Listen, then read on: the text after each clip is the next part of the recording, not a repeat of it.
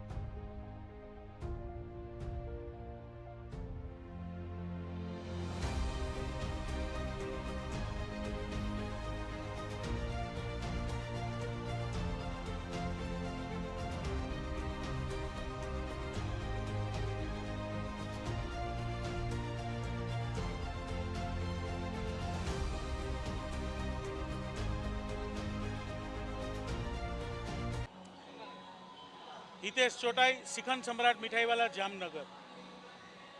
ખૂબ જ પાવન દિવસ આવ્યો છે। 500 વર્ષ પછી રામલલા અયોધ્યા પધારી રહ્યા છે। પ્રાણ પ્રતિષ્ઠા મહોત્સવ ઉજવાઈ રહ્યો છે। દરેક લોકો પોતપોતાની રીતે ખુશી વ્યક્ત કરતા હોય છે। હું મારા ધંધાના માધ્યમથી હંમેશા કંઈક ને કંઈક નવીન કરતો આવ્યો છું। સૌ પ્રથમ જ્યારે નરેન્દ્ર મોદી સાહેબને PM પદના કેન્ડિડેટ ડિક્લેર કર્યા ત્યારે નમો પેંડા બનાવ્યા। એ પછી મતદાન વધુ થાય એ હેતુથી મતદાન અવશ્ય કરો તેવું લખેલા પેંડાનું વિતરણ કર્યું। દરેક મહોત્સવને હું મારી રીતે ઉજવતો આવ્યો છું। તો આજના પાવન પર્વને કેમ ચૂકાય?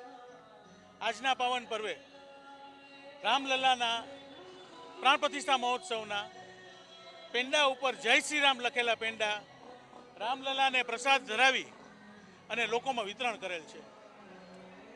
જય શ્રી રામ। શ્રી રામના નામ સાથે લોકોમાં પુરુષોત્તમની મહિમા વધુ જાગે તેવો પ્રયત્ન કરેલ છે અને અંદાજિત 300 કિલો પેંડાનું વિતરણ કરેલ છે। આજનો દિવસ આખો ચાલુ રહેશે વિતરણ।